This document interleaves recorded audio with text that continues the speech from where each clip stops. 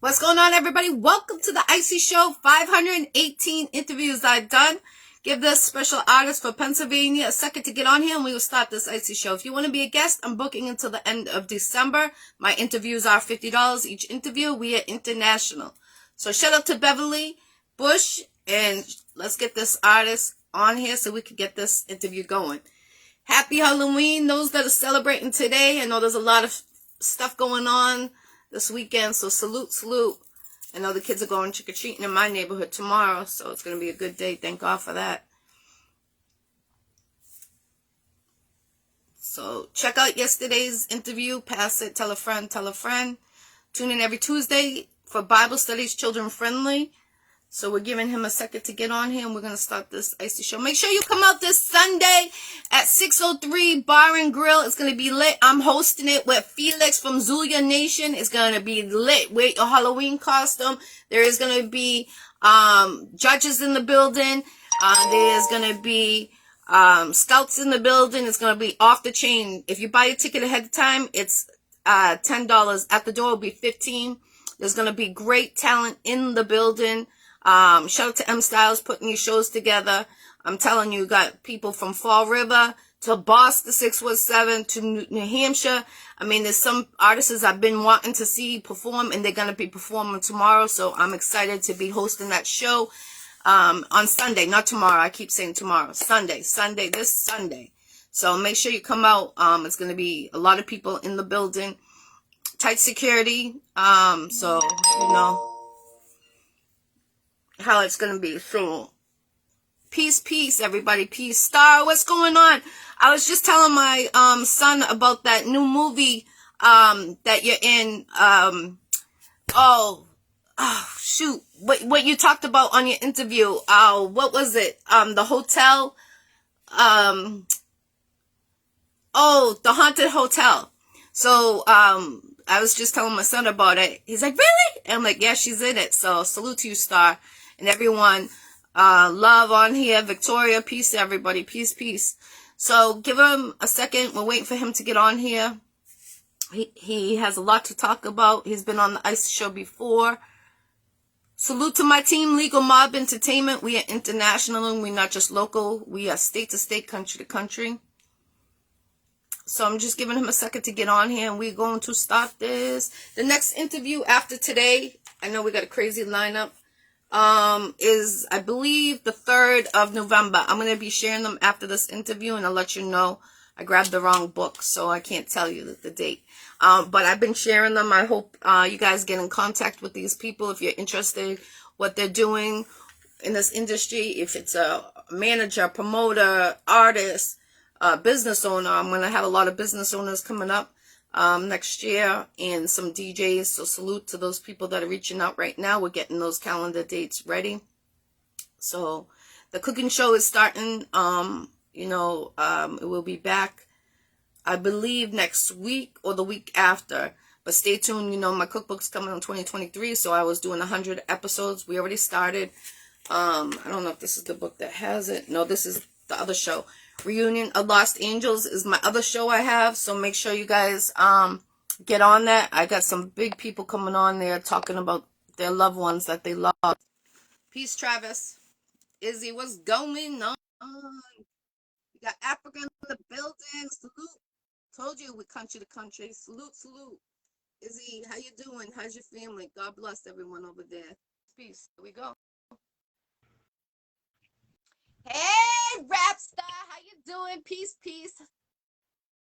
What's up? What's up, Jackie? What's up, everybody? What's good? Welcome to the Iccy Show again, Rapstar. Salute. I appreciate you. You already know. Oh, You already know. okay, that's love right there. Salute. Yeah. So what you got going on? I got the New York to match your hat on my show. Word. That's what's up. You know, I picked this last night because I was like, yo, I'm a wear this. So I was like, I was color coordinated. I was like, yeah, I'm gonna put this out. This is exactly what I'm gonna wear. It's gonna look dope. Yeah. So you know, I had to do it. You know. It looks dope. Definitely. Salute. Definitely. So what you've been going on this Word. year? I know you've been doing a lot. So let everybody know. Yeah, man. I just came out with two singles, man. I came out with my first official single, finally, from my album called 90s Baby. I haven't completed the album yet, but I got two singles off of it. I released the first one on my birthday of this year, February 7th. It's called Power to My People, produced by David Metropolis. It's an anthem. It's a song dedicated, to the black, the browns, the Latinos, the so-called Latinos, the Native Americans, and it's all about unity. It's a unity track. So, that was really doing well, and then I came out with my second single called 1990ish, produced by New York Bangers, mixed by my boy Shandon. He did a very good production on it. He mixed it, mastered perfectly. Sounds great. It's on both songs are on all music media. So it's like on YouTube, Spotify, iHeart, iTunes, Shazam, Tidal, any music outlet that you could think of, it's on there. So anybody who's interested in checking it out, it is what it is. Yeah, I've been playing the Power to My People on my memories, like, with the pictures and stuff. I've been playing that because Yeah. that's one of my favorites of what you've done, and hopefully it goes around the world because I feel like that's an impact song and it's positive. So hopefully, people come across it, they go download it, they support it, and shout out to your producers that did it. And also, you were on the international news, breaking news.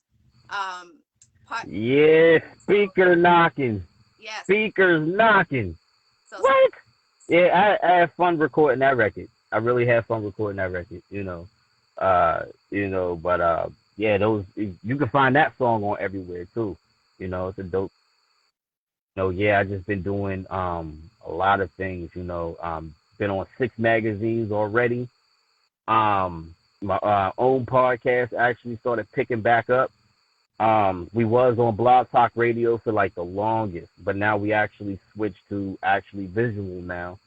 Shout out to Dollhouse Music Group, Dollhouse Radio Music Group. Shout out to India. Shout out to Angie. Shout out to STL. Our show, All Talk No Filter, is on every Sunday at 7 p.m. Eastern Time. We stream off of StreamYard, so you can get a glimpse of that. We talk about everything and anything. We have a celebrity actually promoting us. He does little videos, and the celebrity is Cedric the Entertainer. So how do you like? If anybody, I used StreamYard last year, and it used to freeze. Have you had that problem yet? Yeah, it freezes a lot because my co-host, what she does is she actually have our intro as Power to My People. And she has like the whole video, and the video on my side, I don't know about anybody else's side, but on my side it lags a lot. And then the audio isn't that, clear because I'll put headphones in and it's low. And when I don't have put headphones in, it sounds really, really low. So I'm like literally like trying to like do a podcast like, huh, what you say? Yeah, I think that was crazy. So I ended up just with these headphones. That's actually how I got these headphones, was doing the podcast, so I could be hands free, wires free, and the audio would be exceptional. So that's a downfall about StreamYard, that it does lag, it does freeze up. But other than that, it's pretty cool. Yes, I was gonna switch from Facebook to StreamYard for the Iccy Show last year, and I said, let me not get rid of it on Facebook. Let me just see how it does. But I did it for like a week, and I was like, oh hell no, it kept freezing, and I didn't even play music. Right.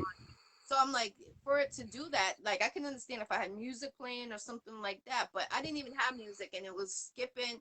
And then when I had the artist on, it would take away the artist's picture, keep my picture on there, and keep the words going, but you couldn't see the second person. It was just a pain. So I want to say it's been a year, but it seems like everyone I talk to, they say the same thing. It's still glitching on them.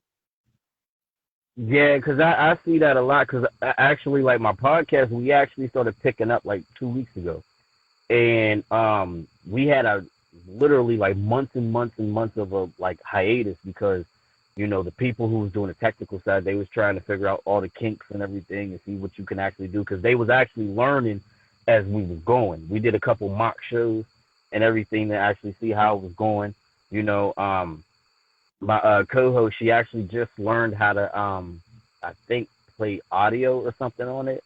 So like I said, they was all just learning it as they was going. That's So that was about it. But yeah, StreamYard, yeah, they gotta get it together. yes, definitely, definitely. And shout out to Beverly Bush, your manager. How's everything going with that? Everything's good. Shout out to Beverly. Shout out to CJ. What up? Everything's good, man. Everything's good. We working on some stuff. I'm slowly but surely coming out with music. Um, it's just like the power to my people. That's my baby. That's my literally my baby right there. So it's like I told people. I said I wanted to come out with the song on my birthday because I feel like every time like 50 Cent came out with In the Club. Now I tell a lot of people like 50 Cent is one of my biggest influence. He's my second influence. My number one is Eminem. So imagine the album Get Rich or Die Trying. The album released in what 2003. Yes. The leading single was In the Club. That whole album was released on February 6th, a day before my birthday. So every year on my birthday since 2003, I play In the Club constantly, because it's a birthday song. Yes. You know what I'm saying? My baby sister, when I was in college, my baby sister, she bought me like this little hip hop frog. And it kind of looked like me actually. It got the fitted, the do-rag, the diamond earrings, the watch, the chain, baggy jeans, got like a little jacket on, and you press his paw, and it sings In the Club. You know what I'm saying? So, I was like, yeah, this is what it is. So I released Power to My People on my birthday because I wanted to make people every time my birthday come around to actually feel the song and why is this song so important? Because it's about unity, it's about positivity. My music is always about positivity. Back when I was actually like a mixtape artist, I was way more aggressive than I was within my songs. I was underground, so I didn't have an official song, so I was just trying to build up my clientele, build up my fan base. I had a lot of positive songs even back then, but I had more of an aggressive sound, but now I'm popping now, and I got songs on Spotify, and I got my BMI writer license, I got my publishing license, so I was like, so now I'm going to use my talent to actually promote positivity, you know. Definitely, definitely. I see you. Definitely. Where would you like to perform if you could pick one place to perform at? Madison Square Garden. I would love to perform in Madison Square Garden. All the big times they go out there. That's where Jay-Z was. That's where 50 was. Stuff like places like those. Like you gotta like walk through the same place that your influences walk through. You know what I'm saying? So it's like you make it big once you perform at Madison Square Garden, and not just perform there. I want to sell out the stadium. I want to sell out the whole thing. That's pretty much my dream. As far as performing goes, and it's I would love to like travel around to different colleges and perform because, like I tell everybody else, I want my music to be accepted in academia. So I go to like the other day, I posted something about what happened to Kanye, and I see people posting like things about the Illuminati getting Kanye, and I'm like, I was gonna actually he is. one of my questions I was gonna ask you, but you're taking it. Go ahead. But I was like, the Illuminati. People got it twisted. Like the Illuminati is older than we think. I think it started like in the 17th century, 18th century. And there were certain groups called the Illuminati, but they weren't actually the Illuminati. There was just certain groups that people called themselves because they was like evil, either like evil, corrupt, or some other things, and they think that the Illuminati is that, and they say that the entertainment is the Illuminati. Now you might have certain secret societies, but they're not the Illuminati. Actually, the real Illuminati, what people don't know is it's actually the banking system of the world. These are the Rothschilds. These are the Rockefellers. You know, so when you speak of these people control currency around the world. These are people who's in control of big money. These people have children and children's of children and children's of children's and children's of children that may never have to work ever again in their life, in their entire life. You know what I'm saying? So I think with people, I think they really need to educate themselves on what the Illuminati was. So this guy I posted, I said, yeah, Kanye's not getting tricked out by the Illuminati, you know, this, that, and third. So the guy asked me, uh, what's the Illuminati? So I went to YouTube and I actually sent them a link of KRS-One explaining the difference between Masons, the Illuminati, and other stuff because there are differences between that. And basically, it's all sciences. You know, it's basically science. You know, when you have, like when he said something about the Masonry, he said you have somebody who is at the top of their field. They could be shipbuilders, and there's a science to shipbuilding, just like there's a science to everything else. You know, if you're at the top of your game on that, then you would be considered like a Mason. So when I gave him that, he looked at me and he said, well, who's the guy? I was like, I thought you knew hip hop. You don't know who KRS-One is? You know, knowledge rules supreme over everyone. If anybody in hip hop knows, they should know KRS-One. So I told him, I said, look, I showed him a picture of me and KRS-One back in 2019. I said, look, this is the big homie. He's from the Bronx. I said, what he does is he goes to different places around the world and around the country, colleges and universities alike. Because he told me, he said, why is his opinion more creditable than somebody else saying that it's all a conspiracy? I said, well, because colleges and universities book him to speak. I don't know where you got your information from on this thing, but I'm sure that the person that gave you this information is not being booked at university and colleges to speak. I said, so this man is very knowledgeable. I know that, you know, before I even met him, but when I first heard him talk, I was blown away. You know, actually, from my mentality and the way I write, I started changing the way how I started writing, you know, right after I heard him speak. And then, like I said before, 50 Cent is one of my influences, right? You know, 50 Cent's favorite rapper was KRS-One growing up, and he's from Queens. It doesn't You know, so matter how do you feel? where you're from. It's like, what are you preaching? What is your music about? What's the topics? If you're just spitting garbage that doesn't make no sense, then I feel like the music isn't gonna go anywhere. And you know, you both have a lot Right. of similarities. You and 50 Cent, so I could see it being the same. I like that because a lot of people like there's my homie Q who works with me, and you know he's a rapper too. He's pretty dope, and he always tell me, he say, yo, every time I see you, you just remind me of like 50 Cent. Other people will tell me I remind them of LL Cool J. Other people tell me I remind them of Lloyd Banks. You know, there's people who heard my songs like on 1990ish and Power to My People that said they sound like I got like a DMX kind of vibe, you know. So all of these people are my influences. Like to cover the shirt, I got my my little Kim shirt right here. You know, this is my little Kim shirt right here. So if anybody ever see me, I rock hip hop clothes with a lot of my favorite artists on there from old school and new school. So that's just how I do it. Kango hats. You be rocking the Kango hats. You got almost every color. I need to get some more. I need to get some more because I got all bucket hats except for one. I got like the cap. It looks like this and it's real furry. It's black.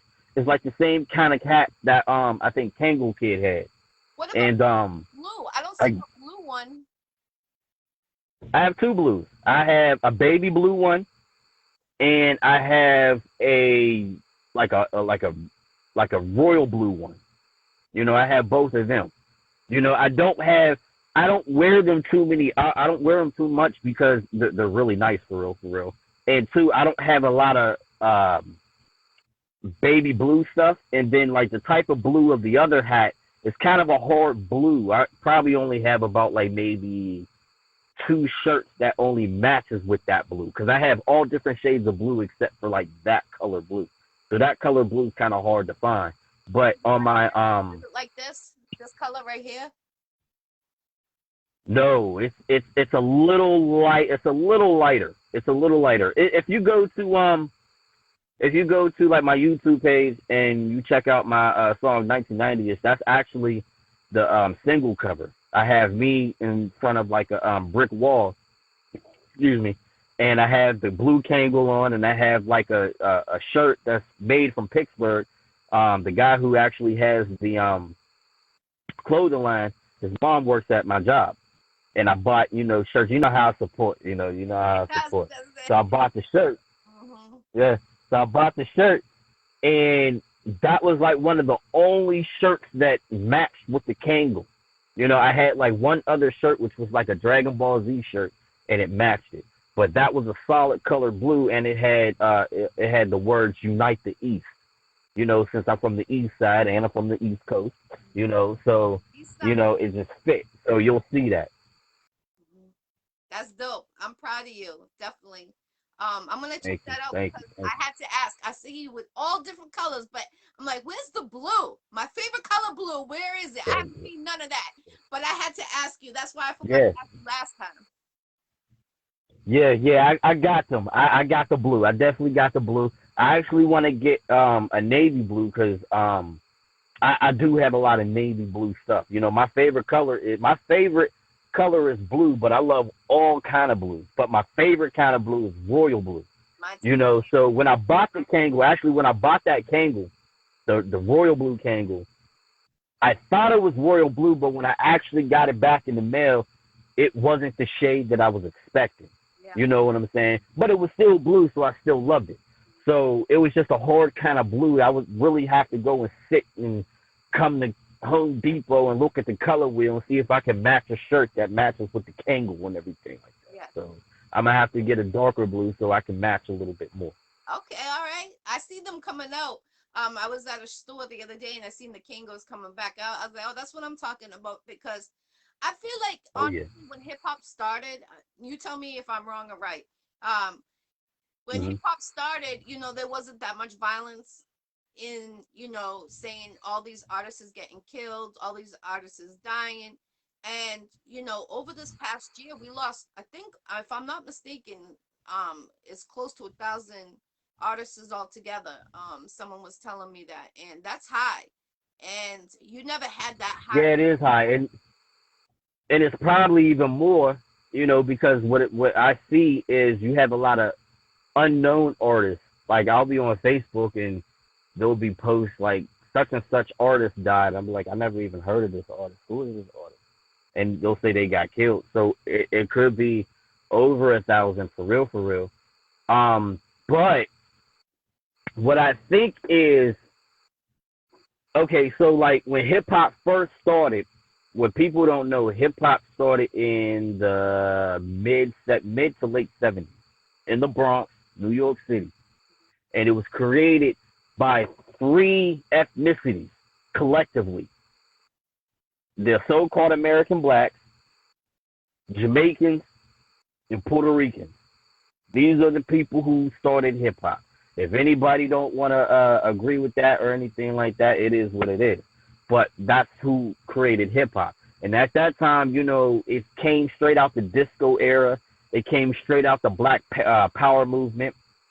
That's why you have certain records that got like a disco feel to it. You got certain records that got like a powerful message, like the Furious Five, the Message, and everything. Grandmaster Flash, the Message. So, and they went from telling kids, don't do drugs. You see that wino on the corner, you don't want to be like him. That's the opposite. Don't do drugs. Say no to drugs, kids. When it got to the 80s, like the mid to the mid 80s, that's where the crack epidemic hit. The crack epidemic hit where the police was putting crack cocaine in black and brown areas, and people was distributing crack to the community, basically a genocide to the community. So you had rappers. I remember, I forgot who I was talking. I think I was watching a video of Dr. Umar Johnson, and he was saying something about how you have at that time they was destroying the black male role model in the family, because he said after Martin Luther King and after Malcolm X, they found out the keystone of the black family was the black man. So what they did was they started putting out programs including black people in these programs like welfare.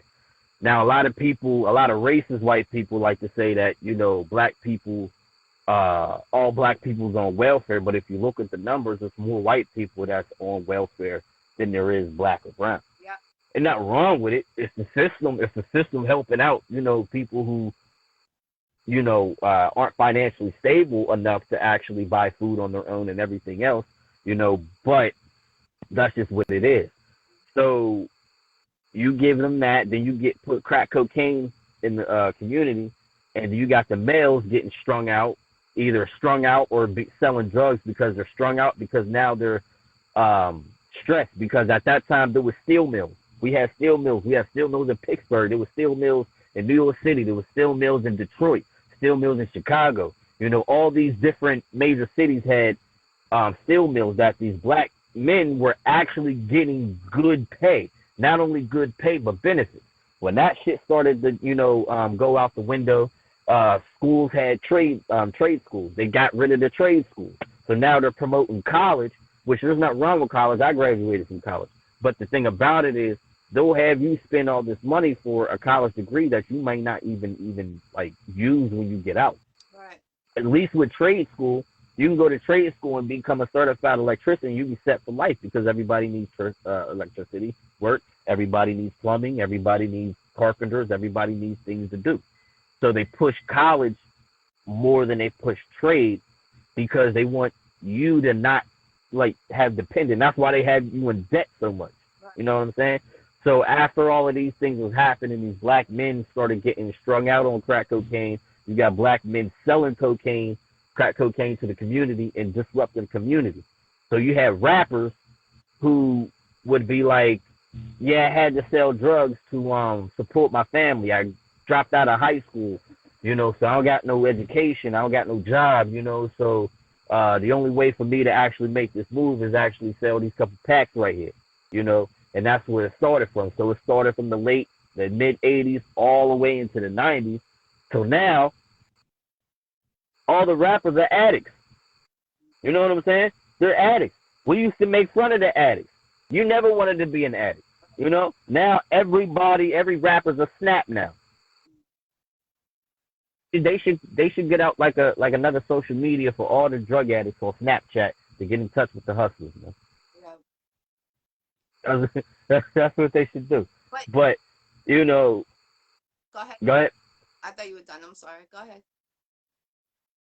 No, I was just saying that, so when you have that, hip hop has changed. So the violence started elevating when the times started changing.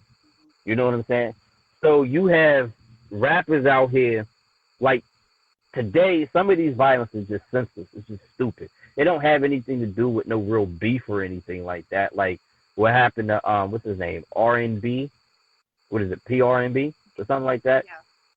That was somebody who was just trying to get a joke. They was just trying to, hit a lick and everything like that. And unfortunately, it had to be him, but, people got to be smart nowadays. A lot of these rappers feel like they invincible. My favorite rapper walked around in bulletproof vests, bulletproof trucks, bulletproof Benz. He already been shot 9 times and survived. Right. So why would he go to a place, where, when you think you a punk or something like that because you travel with security or something like that? I work with, the job that I work at Home Depot. And it's the biggest Home Depot in the region. And it's right smack dab in the city of Pittsburgh. And we're in an area called East Liberty. So if you walk 2 streets over, it's called Shadyside. It's the business district. They got all kinds of businesses everywhere. You walk 2 streets over on the other side of the store, you in the projects. There's a Target that actually is 3 streets over. Last year, somebody got killed in the parking lot. So I be telling people, I be like, yo, this is still the hood. No matter how many strip malls you build, how many restaurants you build, how many hookah lounges you have, this is still the hood. You know, so we got armed security at the store because we got knuckleheads who, be trying to pop off and everything like that. So we got constables in here. We got, security. And these are the same security that secures these big time artists. One of the artists, We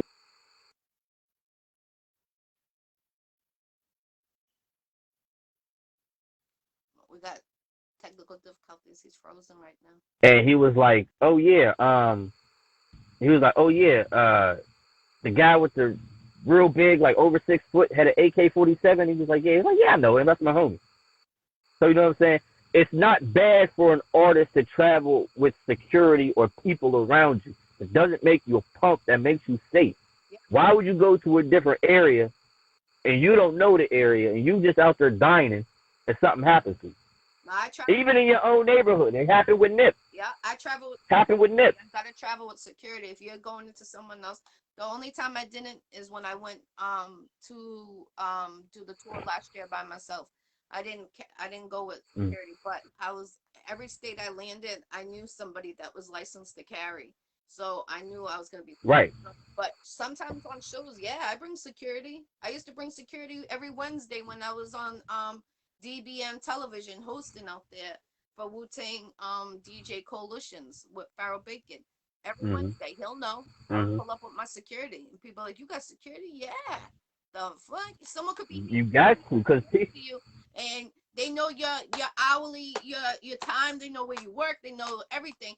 They're gonna pull up when you're least expecting it. So at least I'm prepared. That's what I tell people. And especially since social media and the phone, like, people be posting their locations and everything like that. Where they at exactly. If you want to travel by yourself and you an artist, me personally, if you're by yourself and you don't have no security, I wouldn't post up no location where you at. Right. Wait until if you happen to show up somewhere, to perform, show up to that place and then leave that motherfucker. And then post. Why you want to party? Yeah, and then post. Why party? I remember like a few years ago they was talking about how what was it? The game warned what was it? I think the game warned Sean Kingston or somebody that don't be the last person out the club. Right. Because people that's who they wait for to rob people. That people, who is the last people in the club. Right. And he didn't listen, and he got robbed. You know what I'm saying? So, nobody out there. Like me personally, I got my homeboy Rich. Shout out to Rich. That's me, Carnata. Straight Mexican, straight Chicano. And he said he would be my security. And even when you get, big, there's rappers that will tell you come to the West Coast, you gotta holler at somebody. Yeah. You gotta get on the phone and be like, hey yo, I'm touching down, such and such, such and such. So you gotta, have phone calls with people. I don't understand how people could just go anywhere and not be on the lookout for anything. Like I said, even in your own neighborhood, like Nip got killed in his own neighborhood. Now, artists, what they do is they'll try to say, well, I'm trying to keep it real by being in my hood. I'm trying to be in my hood and everything like that. I'm trying to keep it real. Be like, if you had beef in the hood before, why would you go back to that motherfucker? You a celebrity now. You think Tom Cruise goes anywhere without no security? You think Halle Berry goes anywhere without security? No, because these people know that the public, there's some knuckleheads out here. Right. You could be in a whole stadium and everybody be cool, and then some weird shit pop off, and not only be you, but it might be some shit where there might be disturbance in the crowd. Right. And everything like that. So you always got to be on your P's and Q's, and everybody don't be on their P's and Q's because they just say, oh man, well, I'm trying to keep it real. I got friends in the hood. I tried to tell my cousin that, one time because he was saying, so you mean to tell me that violent, like, what did he say? He said something like, so you mean to tell me if you rap violent, that violence is going to come? I was like, pretty much. Yeah. I said, pretty much. I said, not saying that it happens all the time or anything like that, because you could be innocent and some shit happens, or you could be like a Will Smith and not talk about anything if some bullshit happens. But I was like, but if you have a reputation or saying that you this and you that, there's going to be people out there that are going to try to test the gangster. Mm-hmm. Now, me, on the other hand, uh, I was around that lifestyle. Right now, I don't promote it anymore. I promote unity now. But I still had to knock a motherfucker on his ass 2 weeks ago at my house. This is the second time I knocked this dude out. My neighbor. He's a racist, Confederate flag, Trump supporter. Having sex with his daughter type motherfucking, person. So he came at me, what, 2 weeks ago?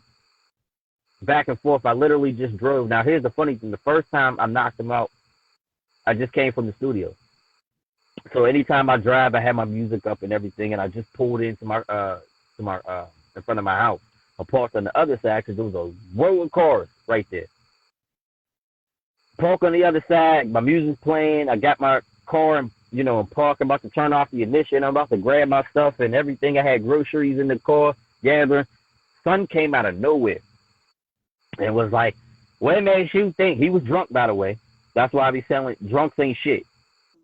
So people be like, he came and he was like, "You think your neighbors want to hear that at 10:30 at night?" And I'm like, "Well, I've been living here for 4 years and ain't nobody saying nothing to me except for you." And when I was talking to him, my music was playing. So what I did was I turned my ignition off. Now my windows were down. So when I found out that he was drunk, he's running this yap and everything like that. So I'm like, all right, turn on my ignition to roll my windows up. Remind you, my leg is out the driver door. One leg out the driver door.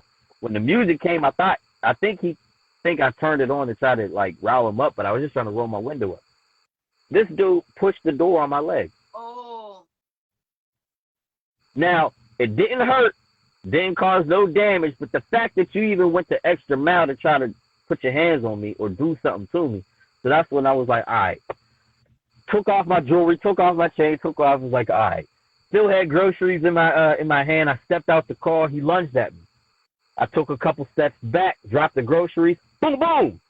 He went down in a second.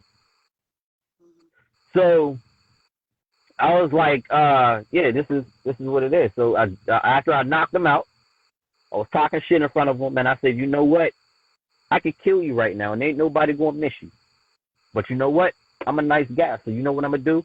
I'm gonna help your punk ass to your house. Get up, get your punk ass up, and I'm gonna walk you to your house. And I walked him to his house right after I knocked him out. This was over a year ago. Same shit happened, a little different.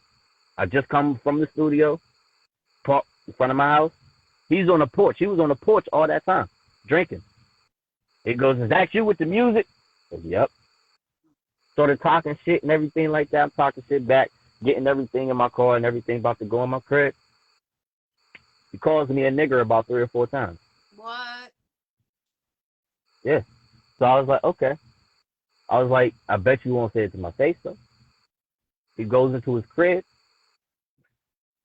He comes out with some hedge clippers. And he comes 2 doors down from where I'm at. And he tries to swing on me with some hedge clippers. I had to knock him out. Yeah, huh? So, I had to knock him out. So that word, I really hate it, and it's ignorant when they use that word. My kid's a mix, and when I hear that shit, that gets me so like, furious. Even at shows and stuff, when white people are using it, I feel like that's so disrespectful. Like, that is the worst thing you can ever use, that word. That's like spitting on someone's face. That's how bad I feel. And when people use that word, I gotta be defensive for my children. I don't tolerate that shit. I would have knocked his ass out too. The funny thing is, as I knocked him out, I looked at him, right? And I told him, I said, you know what? You're a nigger. He actually got mad. He actually got more mad that I called him one than I got mad at him calling me one. Yeah. And I was like, you're mad because you know what that word means. That word doesn't mean a black person. It doesn't mean that. I said, you're a nigger. I'm a nigga. The difference. A big difference. I said, Tupac said it best. A nigger is a person with a rope around her neck hanging from a tree. A nigga is somebody got a gold rope around their on their neck, a gold rope chain around their neck. That's the difference. But the fact that he got mad because I called him one, he knows what it means. It means a low down, ignorant person. And the fact that I know some shit about him too. That's why he feel like that. You know. But I remember. I don't know if you remember the show All of Us. You remember the show All of Us? It sounds familiar, but I'm not too sure. It sounds familiar though. It was a family show. It used to be on like TV One. It used to be on WB, the UPN. It was all the black shows, and everything came out in like the early 2000s. And it had Dwayne Martin, Lisa Ray McCoy, and Tony Rock was, the stars of it. They had other ones like what's her name? Terry Vaughn. She was the one that played Navita on Cedric the Entertainer, like the Steve Harvey show. When she goes, City, she was on the show. Elise Neal, she was also on the show. The woman who played D.L. Hughley's wife on the Hughleys. That show was basically about. It was produced by Will Smith and Jada, and what it was about a mother and a father who was divorced, and they was trying to raise their child together. And they had an episode where Bobby, he went to an all-white school, and they had a big birthday party for him. And he's, everybody's there and everything like that. So he's playing cards with the little boys, and he wins, and he's like, "That's what's up, nigga." The little boy said that. And of course, being it was a predominantly, white crowd. I mean, there was, other black people there, but the people who was there, they was like, I can't believe you said that. So they was having a discussion about the N-word, and they was saying, like there was like a white girl, there was a white woman who was like, well, I think it's just offensive. I just think it's offensive. And she was like, it is, but to who? Because even though you might find it offensive, you don't really have no connection to it. Like you have a connection to it because your children are black. She don't have a connection because she don't have no black children. She might have black friends. Her husband's not black. But if somebody was to call her, that word doesn't resonate within her. So the husband went around and he said this. He said, all right, because there was a black guy who was saying that black people shouldn't use it at all. And he was like, now check this out. He said, you have people out here. Black people aren't the only people who turned a word that was a racial slur or a slur to them and flipped it. He said gay people turned the word queer and threw it in the faces of the people who hated them. You know what I'm saying? You have Mexicans who call each other essays. You know what I'm saying? That's their term of endearment that they use within in themselves. You know what I'm saying? So he said two things. He said, won't you just, if we go and talk about how bad it is, then we're forever promoting the deep hatred that it has.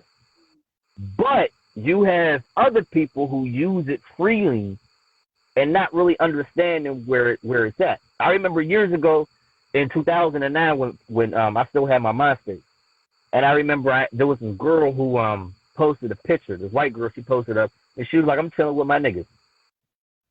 All her friends looked like the Fallout Boys. I'm looking at it, I'm like, well, damn. I was like, well, if she's referring to her niggas and they're all white, is this thing going? Unless you go somewhere like down south somewhere, or even some places up north where the KKK, still is. It just depends on how people view it in their experience. You know what I'm saying? So it's like that word originally with the Nigger, that's a fucked up word. They used to have products named after, like soap called nigger soap or something like that, and different other things, that they use back all the way back, like I want to say like the early 1900s and the 1800s. They would come out with products called nigger this, nigger that. They even had nursery rhymes, 10 little niggas. You know what I'm saying? They even the Indians, 10 little Indians. Yeah. That 10 little Indians was all about people killing Indians one by one. People got to know the history behind stuff before they start talking. It's either they don't know or they don't care. You know what I'm saying? It's like for me, I don't celebrate Thanksgiving. I got Native American ancestry in me. I'm Seminole Native American from Florida. I'm actually 3 generations away from the reservation. And Taino Native American. That's Puerto Rican.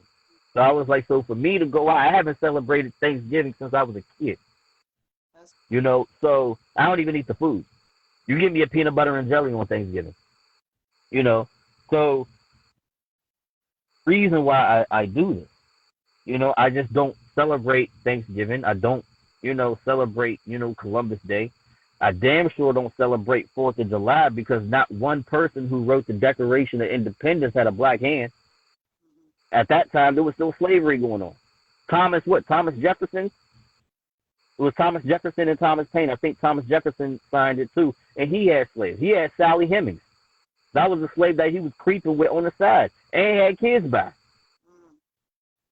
So, I be looking at people in America, and it's a shame that we're American citizens and not all of us know the American history. Like, what the fuck are they teaching? Either they're not teaching the right shit. We know when they're not teaching the right shit in school, but people really don't care to actually learn how this country was made and who made this country. It's like they had a controversy about talking about slavery, and there was some white parents who was upset about, oh, well, y'all saying, white people, own slaves, trying to make all the white kids feel guilty. Be like, well, if you actually look at slavery, you did know there was some white people who actually helped out. Underground Railroad's one. Frederick Douglass was a part of the abolition movement. He was helping out with sympathetic whites. There was a lot of white people who didn't agree with the system. You know what I'm saying? So I be telling people, I was like, see, people like to think that all white people had slaves. All white people didn't have slaves. There was actually black people who had slaves too. There was Native Americans who had slaves too. There was the Cherokee. The Cherokee Nation is the biggest nation of natives in the Americas. Not only they populated in numbers, but they also had during slavery. They made it with a whole bunch of people. That's why you had people like, oh, my great grandmother was a Cherokee, this, that, and the third. Like, yeah, because one of your people probably got caught up in the slave trade. There was the Cherokee, the Seminoles of Oklahoma, because at that time they wanted to what they wanted to do. They wanted to act like they wanted to become more American or more European. So they tried to do as the Romans did, and they built these schools that got them away from the Native American life and tried to be more, Americanized. They had schools that was trying to push these kids because they had like a term that said, it said, what did it say? It said, save the Indian, kill the savage. Yeah. What kind of message is that sending? You know what I'm saying? So you have Native Americans that was literally getting their heritage beat out of them educational wise, so they can be more quote unquote white American. And then on turn, the racist white America looked at them and said, well, y'all did all that, but y'all still not white. So then what?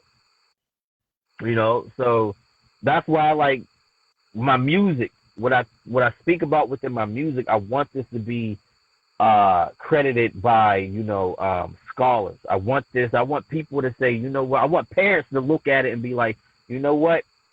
I'm going to teach my kid history, and I'm going to put on some rap stars. I'm going to teach them the real history. I want to put on rap stars.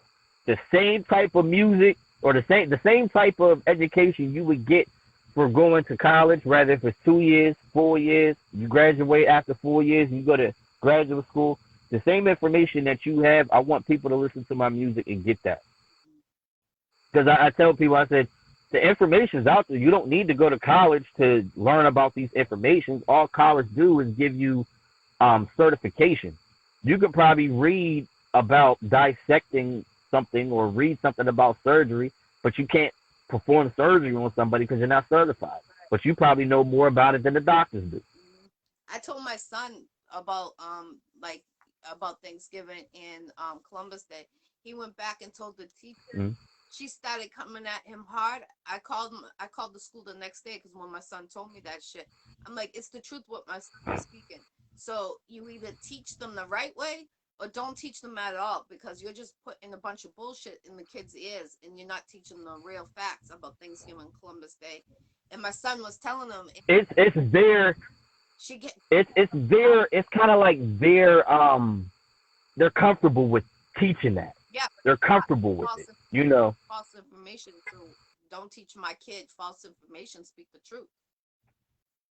It is false. It's like I remember I forgot what it was. I want to say it was the Time magazine, and this it wasn't recent. Maybe it was like maybe a couple years ago, but it was saying that the new faces of America, the new faces of America are becoming more darker and darker and darker hue.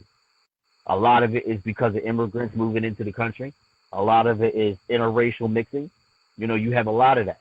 So a lot of these um, uh, conservative people, they look at their America and they look at their America. It's not the America that they used, that they grew up. You know, it's not the America that they grew up in. You know, everything is becoming. Like you'll have people that say, "Oh, we speak American." Like, what the fuck is American? Because if you want to be technical, America, Google this. America does not have an official language at all.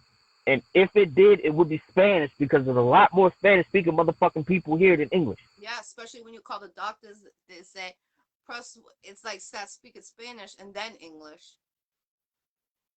Yeah, and it's crazy because it just depends on what part of the country you're in. See, I'm in punk ass Pennsylvania. Pennsylvania, Pittsburgh to be exact. Pittsburgh is a white ass city. For real, for real. It's a white ass city. And um it's segregated. It was segregated for a long time because you have different pockets where you have like we have a big Italian population here. Literally about like maybe 10 minutes down the road is a place called Bloomfield. We call that Little Italy because that's where all the Italians live. We have a big Polish population. We have a big Jewish population here. You know what I'm saying? But they're all in certain different parts. You know, I was just telling shout out to CJ, but I was telling CJ when I was on the phone with him about like a week and a half ago. I was telling him about how cities like Pittsburgh became urbanized, and I told him, I said, "Have you ever heard of the term white flight?" And he was like, "No." And I said, "Well, the term came from back in the 50s and the 60s. You had the Great Migration.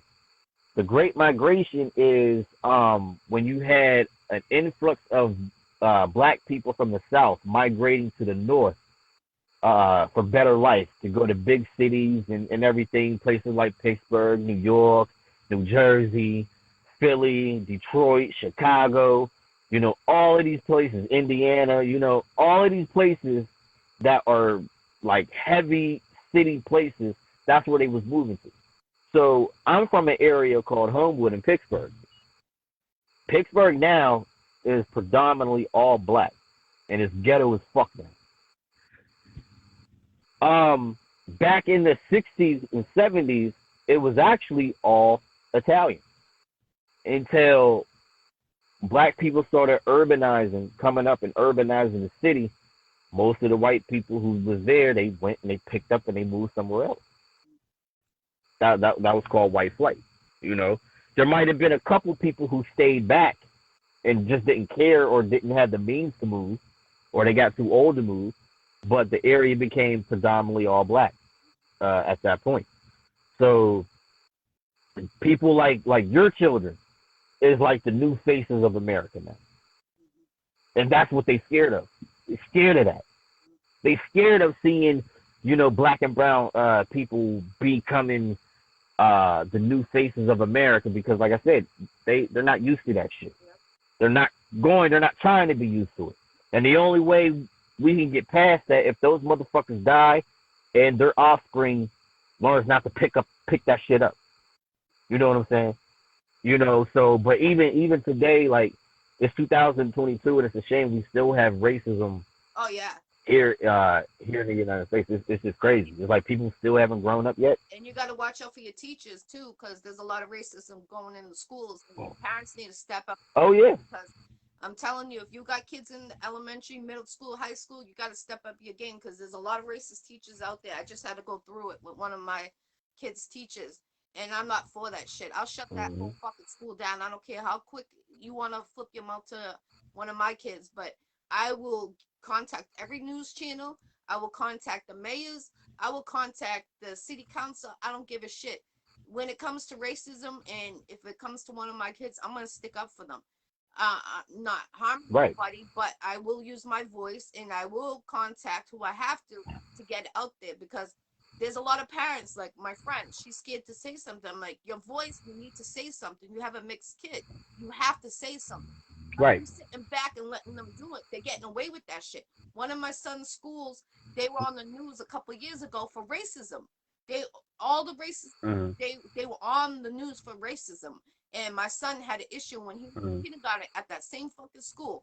And that school should be shut the fuck down, because the same teachers that were there a couple of years ago are still there, and that's just gonna keep on going. And they need to shut it down. Like, Right. it's unacceptable. And it's crazy, and it's like, if you're a parent and you let it go, what kind of message does that send into your kids? Because by you letting it go, what that makes them feel ashamed of who they are. Right. So it's like, nah, you fight that. You fight that for real.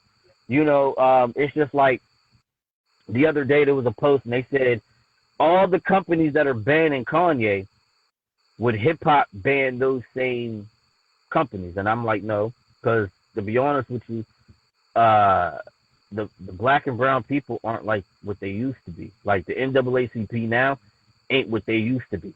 You know what I'm saying? So back in the 60s and 70s, black people actually boycotted shit and shut shit down. Yeah. Didn't care. They shut shit down. Gucci will come out with a sweater with blackface, and everybody be like, "Oh, that's fucked up." And then tomorrow wear some new Gucci shit. Yeah. Knowing that they don't like black people. And the fucked up thing about it is, black people are the biggest consumers out of everybody. We buy shit. We are the ones that make them hot. Before hip hop, the only people who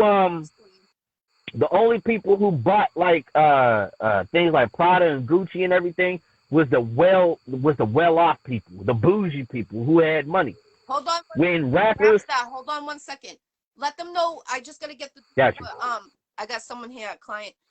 Just give them your information. I'm gonna be right back. I'm just gonna open my door real quick. Let them know your information. Got you. Oh yeah. You know where you can find me at, man. You can go on my Facebook. Go on my Facebook, Cameron Hall. I got my Facebook fan page, Rap Starr, RAPSTARR, aka Hurricane Cam. You can find me on YouTube, Rap Starr, aka Hurricane Cam 412. What's up, Brenda? What's good, Boricua? Boricua power in this house. You already know what it is. Shout out to DJ Big Styles too. Yeah, Big You know. Styles, peace. And Miss BK, shout out to Legal Mob Entertainment. My team, salute. Yeah. Let's get it. So I'm proud of you, Rap Starr. Keep on going. Shout out to your manager, Bev. Keep on going to the top. I appreciate you coming on here. Let them know if they need to book you, they go through because you have a manager, so they have to go through Bev. Yes, Beautiful Danger Entertainment. What's up? If anybody want to book me for any shows, any interviews, artists and radio personalities, they hit me up in my inbox first. Mine, because I always report to Bev anyway. But if you can't get to me, you go and you ask Bev, and Bev, she'll, Beverly Bush, she'll contact me. So if you want to book me for a show, book me for an interview, sit down and talk, it is what it is. Just holler at that. How do they get on your show if they want to interview by you on your show? But let me think. You can hit me up.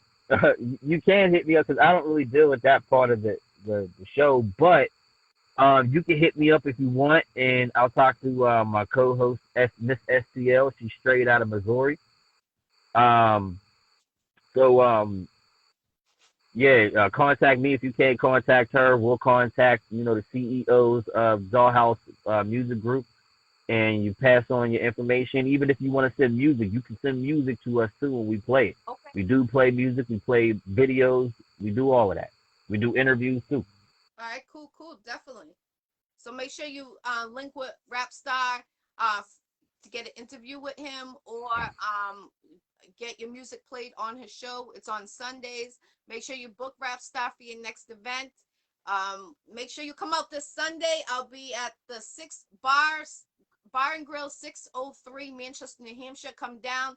I'm hosting that with Felix Zulia Nation in the building. We're deep. We're deep this Sunday. Tickets are 15 at the door, Yeah. 10 ahead of time. Come with your costume. You gotta wait to see what I'm wearing. I'm wearing some sexy shit. Everyone, my girl told me I got to Oh wear it, shit. so I'm coming out wearing it. I don't ever dress like this, so this will be one in the lifetime you see me dressed like this. But people say I look good in it, so I'm going with my peoples. Um, Shout out to DJ Drunken DJ. He'll be the DJ and DJ Cruz. We have two DJs in the building. So Rap Star, wish you were closer because you would have had a fun time this Sunday coming up. I would have. I would have. I would have. Yeah, that would have been dope. That would have been dope for real. Next time, I'm gonna do it once I get things settled and I got more music, cause that's why I haven't really been performing all like that. Cause I only got 2 records. So when I go and I want to perform or actually show out, I want to actually have an arsenal with me, so people can be like, yeah, yeah, I want you to do that. So, Yeah. okay. All right, cool. So I appreciate you Raps that coming on the Iccy Show. I appreciate everyone that tuned in Yeah. today. Make sure you link with Rapstar. If you're looking, like I said, he raps Spanish and English, and you can hear it. It's great. It's fire. He's a great talented artist right here. So link with him and check out his music. Like I said, once a week I always put power to my people on my daily the pictures on Facebook, but this is the artist that you see him right here. That's him. And Yeah, man. he's made a couple of my songs. Yeah. He's made the one when I'm in blue with the ice and it has his logo on it. That's the one that made it. Rapstar made it. So link with him. He has great prices for flyers and he does his thing. So salute to you, Rapstar. I'm proud of you. Keep on going. Salute to Of everyone course. tuning in. I appreciate everyone. And check your kids' Halloween candy this weekend. Candy. Yeah. Yeah, Check that shit. check Yeah, man. on the news. They already said that Travis too. inside the candy, so watch that shit in the edibles. You gotta really watch it. Yeah. And oh, people go to my TikTok. It's rap to the star. It's ITSRAPTTHESTARR. Man, I got some exclusive stuff. If you ever seen like the TikTok videos, my TikTok videos are gangster. We talking about hip hop clothing, dedication to hip hop, everything. Like this is where I put where I promote my music and I post it up and everything. So these videos are gangster. You gotta come check this out. Go to Got it. TikTok, go to his TikTok and check it out. I gotta do an updated TikTok. I haven't done one in a while, but I used my son made me mine, and I used to have him in it. Mhm. But now he's older, so he doesn't want to be in it. So he wants me to take over. But I got all his friends that follow me, so it's kind of cool. It's crazy. Like I never really thought that when I first heard of TikTok, I thought the shit was corny. I thought, well, like, I'm not gonna do this shit until Bev sat down and had to talk to me. She was like, they stream your music. That goes right. You get paid off of that when they stream your music. I'm like, oh, word, sign me up. That was a 360 right there. He was like, nah. Oh yeah, yeah. So salute to you, Rapstar. I appreciate you as always. Tune in everyone Of course. on Sundays on his show. If you want music played, get at him. Shout out to DJ Big Styles on here. Salute definitely everybody that's tuning in tonight. We had an artist from Africa on here. Shout out to Izzy. Salute. Much respect to you, King, and your father. He's a legend out there in Africa. So salute. I had him on the Iccy Show a couple weeks ago. Great guy. Great guy. So if you're looking to Word. perform to go to Africa, let me know. He can make it happen. His father's a big, big king over there. So salute. I appreciate you. This is interview 518 interviews I done in 4 years. Make sure you link with Rap right here. Let's go. I'll see you again on the Iccy Show, Rapster. I hope to have you in person one of these days. You and your wife come to me. Of course. Let's go. East Coast in the building. East Coast in the building. East Coast. What? Let's go. Do you want to rap something before we get interview real quick? Yeah, I could do that. I could do that. Let's say, let's see. From cradle to grave, coming back reincarnated. Fight with his mind. I'm in the fight leading demonstrations just for the people. We ain't no longer waiting the war on the black men. All that bullshit can save it. Intellectual genius. Go ahead, check my math work. My ode to hip hop like H2O spelled backwards. My hat's backwards, eating off my past work. Disrespect the kid, I put hands on you like your back hurt. Hip hop is in me like the weed and the Remy. Every punch like your head's like getting hit with the semi. My underground king, rise out of the tomb. The birth of a god and see ejected out the womb. Like monster commercials, I'm in my zone. Zoom, rap so Hurricane Cam coming to your coast soon. My buzz is coming like old school at noon. You already know. That's what I'm talking about. Let's get it. Salute to everyone. Much respect. Salute to the jails. Let's go. 2023 is right around the corner. You only got 2 more months to make it better. Let's go. I appreciate you, Rapstar. Much love. Let's go. Salute. Appreciate you. Iccy Showw, what up? Let's go, Rapstar. Peace, love, and respect to you, as always. Thank you. Appreciate you. You're welcome. Much love and respect.